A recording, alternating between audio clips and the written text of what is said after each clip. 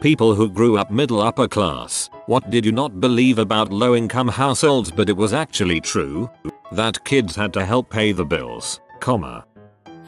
Minor inconveniences for normal people, parking tickets, a malfunctioning fridge, a flat tire, etc., are potentially catastrophic for poor people with no financial cushions.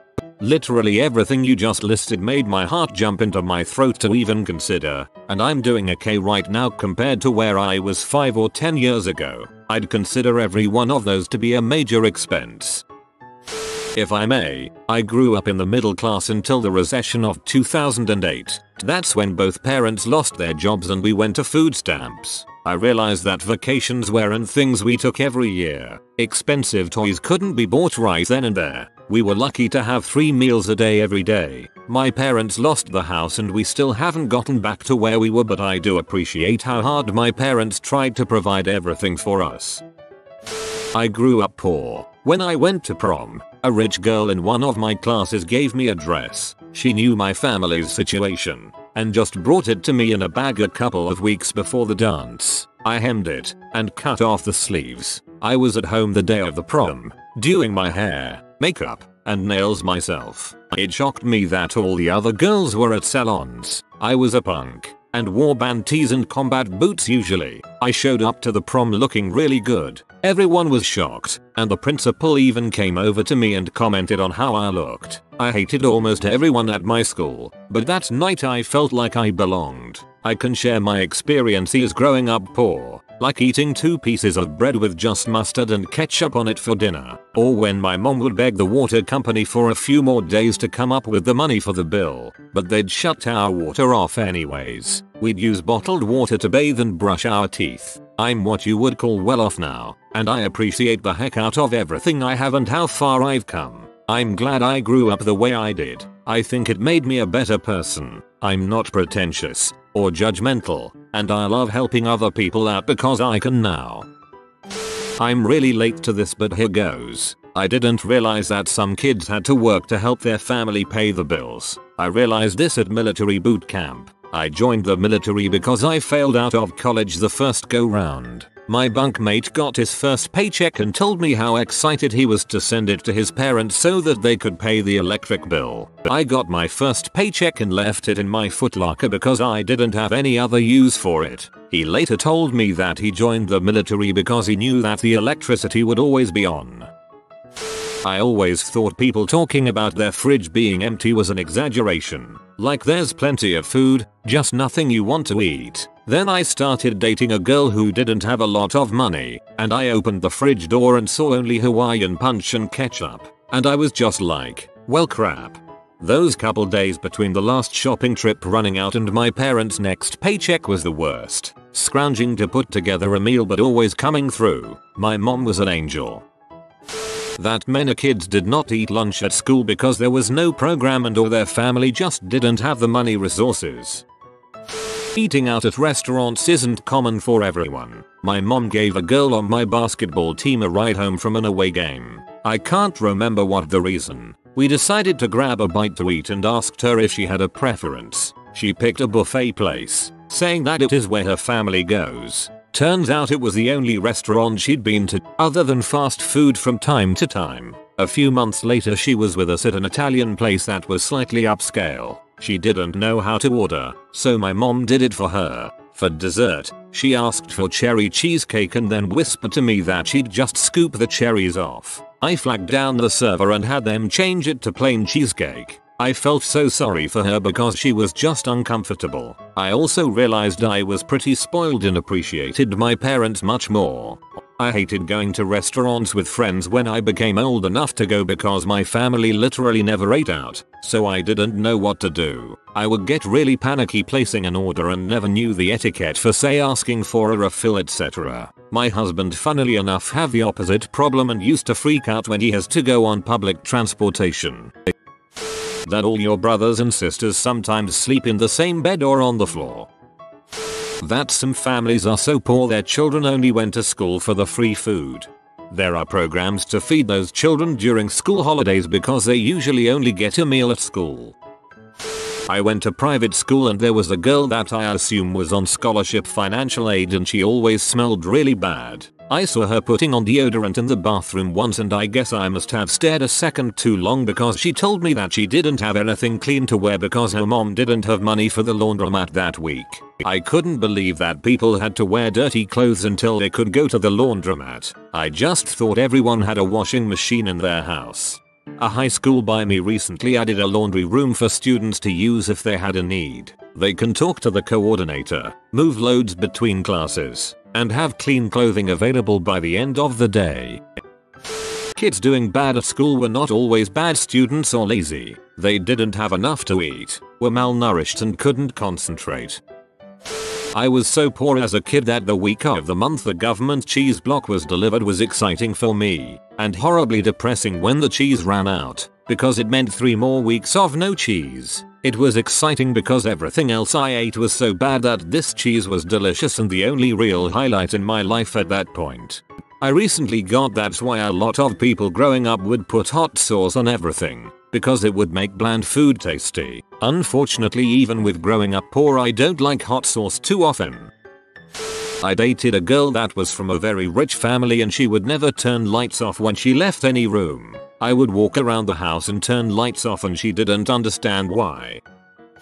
I'll share a story that woke me up. I was a manager on a PC refresh, where we had employees out in the field. Since they were traveling, one of their perks was that we gave them $50 a day for food. All they had to do was send in their receipts. I was approving receipts for the week, and noticed that one of our employees had only submitted a receipt for $25. So I called him to make sure he understand how the reimbursement process worked, and to ask for the rest of his receipts, which typically were around $300 a week. He told me that all he bought for the week was bread and bologna, since he didn't have the money to front the expenses, which is why the receipt was so low. I was floored, and that is when I started to realize what it means to not have any savings or access to credit. Needless to say, we fronted him the money the next week. My boss asked me to buy a $50 part out of pocket the other day and he'd pay me back when I got back to work. And I was thinking, dang, if we hadn't just gotten paid I would have had to tell him I couldn't buy it. Luckily I got to avoid that awkward interaction. That you could reach adulthood without ever learning to read. I had a Mick job where one guy wouldn't date and label the food he prepped. It turns out he wasn't just cutting corners, he didn't know how. It blew my mind that not only would the school system let him reach adulthood without teaching him to read, but that he could function in today's society with only knowing a handful of written words. My dad didn't learn how to read until he went to prison in his early 30s. I didn't have a concept of kids not having new toys, clothes and electronic devices. The idea of something being pre-used I thought only came from yard sales and you didn't have to get things that way. It was just better because they often had toys you couldn't find at a store. The idea of going to bed hungry I thought only happened in third world countries. I had seen homeless people but believed they were alcoholics. In general, anyone struggling for the basics of life I really just didn't understand. My school had a breakfast program for kids who were less well off and I thought they just went there to hang out with friends or their parents were too lazy to make them breakfast. I didn't understand why some kids couldn't go on field trips. Family vacations seemed normal to me, but I think the worst of it all was believing my family was actually poor. We didn't have the newest toys or electronics as soon as they came out. Our clothes came from Walmart and we were never out of the country for a vacation. My parents were always complaining about not having any money for bills and things they wanted to do. But as I got older I realized they just didn't manage their money well. We lived in a house they owned, had enough food that a lot of it went bad, had mountains of toys and lots of video games and were generally getting $500 $700 worth of new things each at Christmas. Living on my own with no financial support from them has taught me a lot and I'm grateful about that. I just wish I had understood this growing up so I knew how lucky I was. People on food stamps were people trying to game the system. Now I'm an adult on food stamps and it's the only way I can make ends meet. We get so much stigma and hate. The other day someone on FB posted about people on food stamps having $600 phones. I have an Obama phone and it doesn't work half the time. That some kids only got hand-me-down clothes and rarely got something new of their own. Only time I got new pants, socks, underwear and blankets was on Christmas, and that meant money was spent on essentials, not pleasures. People seemed shocked that I was freaking stoked to get new socks. It rather isn't a case of not believing but one of having no awareness. I heavily underestimated how deep-rooted the cancellation sorry can't, no money goes. For me, financial refusals always meant that I'd rather spend it on other amenities. No international vacation for me, because I want that fancy bag or coat, etc. Or let me rephrase precisely, I have money, just alternative investment priorities. I am by no means rich, just normal middle class and only child. But I took far too long for the realization that someone who has not enough money to partake in something had probably a long way of cancelling fun and frustrating calculations before that. Just how little money people are paid. When I was younger, I figured that approximately $40k was the lowest someone could earn. You don't just get up and go to the doctor when you are sick, or for a yearly physical. That people used credit cards because they didn't have the money at the time, instead of a convenient way to earn points by paying cards off in full each month. I learned this after moving away for university. Turns out loan payments and paychecks don't always come in at convenient times. I have no idea how a person is able to support themselves. I thought I knew everything coming out of high school. What I found out was that I lived in a super small bubble. I have friends that don't have parents and who grew up essentially homeless and are doing amazingly well for what they have come from. A lot of this revelation was also attributed to me moving out as well. When I got to college, realized that some students were paying their own way. That was humbling. I wasn't exactly from a rich family, but couldn't get my mind around that. That some people can't afford to fill up their car with petrol. That not everyone has a passport. People give Americans crap for this, but it's pointless to have one if you're so poor you'll never be able to leave the country anyway. From the flip side, when I was in college, I actually lost friends because I couldn't afford to do the activities they did, like going to bars every weekend, or going to multiple concerts, raves, festivals over the summer. It was partly about not having the money, and partly about not being able to take time off work. It was embarrassing to be 20 and tell other 20-year-olds I couldn't afford what they took for granted. So I'd tell them I didn't like bars or I didn't like raves. They took that to mean I didn't like them. That you could actually try really hard and still not get hired for a better job. I grew up thinking if people just tried harder, they could get a better job. I had no idea that so much is stacked against people living in poverty, that most live $200 from insolvency, where a fender bender can result in losing transportation, which can result in losing a job, which results in losing where you live. When he was growing up, my dad had 2 shirts and 2 pairs of pants. When he was wearing one, he hand washed the other. Then he spent his whole life making sure his kids and grandkids would have more than he had. Thanks, Dad. I went to high school in a nearby city and befriended a friend who lived in the projects. She lived with 3 grandparents, 2 aunts, her mother, 2 sisters and herself in an incredibly small 2-bedroom 3rd floor walk-up. I didn't think people lived like the Charlie and the Chocolate Factory family, but this family did. They all shared beds and the grandparents stayed in bed in the living room 90% of the time.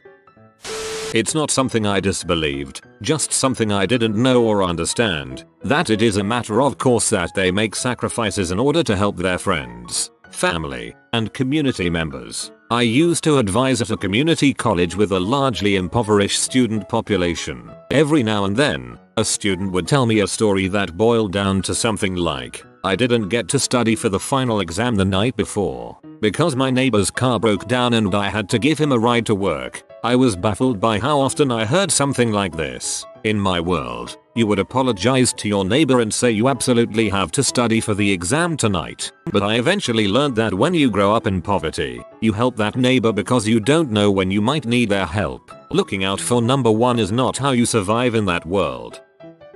Eating squirrels is an actual thing. My family used to subsistence hunt. Squirrel was one of those animals you could always count on there to be a lot of. First time I cooked a squirrel for my wife, she thought I was joking. She grew up feeding cute little squirrels in the park. My mom used to hunt for our dinners when I was a kid. Squirrel, rabbit, pheasant, Deer, ducks, I'm sure we ate stranger crap too that she didn't tell us. In the UK, I have genuinely encountered people from wealthy and rural backgrounds who genuinely thought that house numbers were only an American thing, and that every house in Britain had a name. I'd hate to be a postman if that were the case. I live in the US. Please explain this. My house has a number, not a name. Grew up dirt poor in the country. Things middle class people didn't believe. People don't live in single wides because they like it. They do it because it's all they can afford. Out in the sticks, a double wide with good underpinning is middle class. Having a garden is not a whimsical thing that people do for kicks. It can be the only way you eat decent veggies. A space heater is how you stay warm when keeping the trailer heat on, will result in $400 utility bills, and that's more than rent trailer mortgage. I learned to shoot a gun at 12 because I had to help put food on the table. A single deer is good meat for a long but while. There are people who are one generation removed from outhouses. If they haven't actually used one. If there is a snowstorm, canning keeps you alive because the power will be out for 2 weeks sometimes. My grandmother literally fed 10 people one winter for a week and a half. People join the military in relatively high numbers because it's the easiest way out of crushing poverty, or about the only way they're going to college. AII. One generation removed from outhouse here. My mom and her siblings had to take baths in a metal trough outside to heat up some water on the wood stove to make it a bit warm and all that. 1-bedroom cabin with a well to draw water from. Of course, this was in Arkansas in the 70s, so yeah. I ride horses, and I was shocked to learn that one of my friends had never been on a horse before. Her response was, "Horseback riding in America is not a poor person thing." I moved to Boulder a few years ago, and I constantly have to explain why I don't know how to do things like tennis, golf, skiing, etc. I even was poor growing up with rich people, and I never learned them.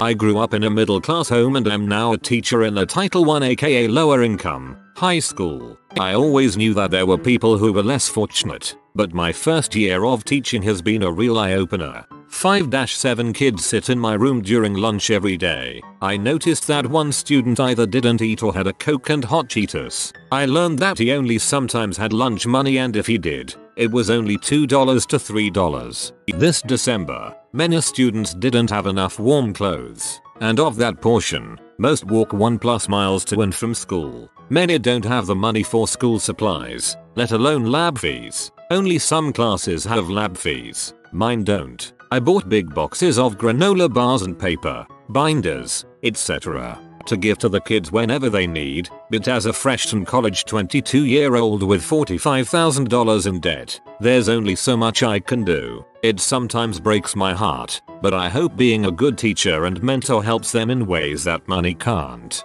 Just for your information, Title I schools give free breakfast and lunch to everyone who chooses to get it. Some of your kids may not know that. They don't have to qualify, get their parents to sign papers or anything. Just get in line.